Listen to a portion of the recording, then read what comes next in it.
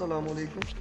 حضرت بہلول گلیوں اور بازاروں میں اپنے معصوم ساتھیوں کے ساتھ چہلیں کرتے پھرتے کہیں بھی کوئی غیر معمولی بات دیکھتے تو رک جاتے اور لوگوں کو ہنسنے مسکرانے پر مجبور کر دیتے۔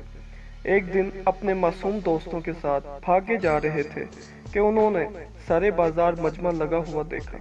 انہوں نے اپنی چھری کھٹکھٹائی، لوگوں کے کندھے دبائے، کسی کو پرے ہٹایا اور ہجوم کے درمیان سے نکلے۔ لوگوں نے انہیں دھکے دیے اور برا بھلا کہا، لیکن انہوں نے پرواہ نہیں کی اور دیکھا کہ شہر کا داروغہ ایک عجیب سا دعویٰ کر رہا ہے۔ وہ دعویٰ یہ کر رہا تھا کہ اے لوگوں، میری بات غور سے سنو۔ میں ایک ایسا ہوشیار آدمی ہوں کہ مجھے کوئی دھوکہ نہیں دے سکتا۔ اور اس کے اس دعوے پر لوگ واہ واہ، مرحبا مرحبا کی آوازیں بلند کرتے اور کہتے کہ بے شک آپ صادق ہیں۔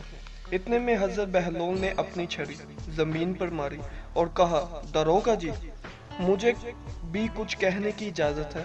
داروغہ بولا، اچھا، اب تم بھی بولو گے؟ پاگل، چلو بولو۔ حضرت بہلول نے کہا، داروغہ جی، گستاخی معاف، مگر یہ دیوانہ آپ کے اس دعوے کو جھوٹا کر سکتا ہے، اور وہ بھی چٹکیوں میں۔ مگر یہ ایسا کوئی مفید کام نہیں جس پر وقت ضائع کیا جائے۔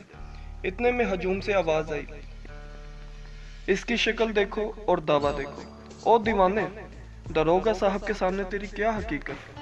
داروغہ صاحب نے مونچھوں کو تو دیتے ہوئے کہا، ہاں ہاں، تم جیسا پاگل مجھے ضرور دھوکہ دے سکتا ہے۔ حضرت بہلول نے کہا، میں پاگل ہوں یا کچھ بھی؟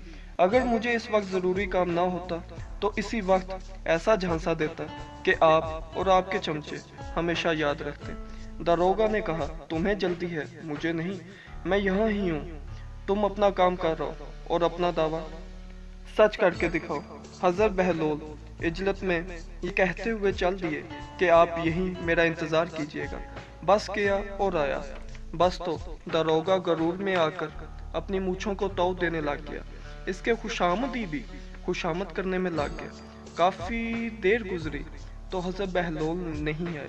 لوگوں میں چہل گوئیاں شروع ہوئیں۔ داروغہ نے بھی پوچھنا شروع کر دیا۔ کسی نے کہا دیوانہ ہے، بچوں ساتھ کھیل میں لگ گیا ہوگا۔ لیکن داروغہ کو پتہ چل گیا تھا کہ وہ پاگل مجھے پاگل بنا کر چلا گیا۔